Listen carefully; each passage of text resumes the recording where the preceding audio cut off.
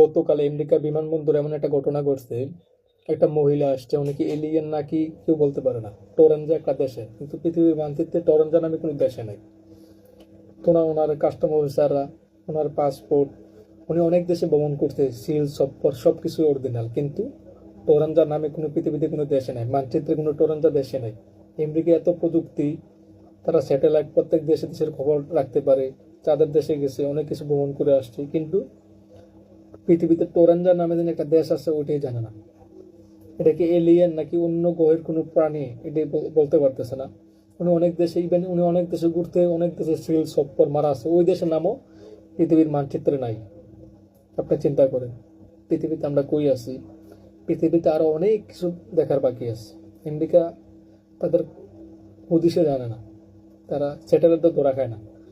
টোরানজা নাম জানে দেশ আছে একটা, তো টোরানজা নামে আমেরিকা জানেই না।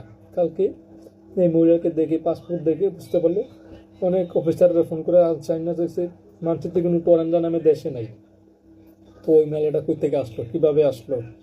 উনি যে দেশে ভ্রমণ করতে, অনেক দেশে নাকি উনি ভ্রমণের সিল সপ্পর সবকিছু মারা আছে, ওই দেশের নামও পৃথিবীর মানচিত্রে নাই।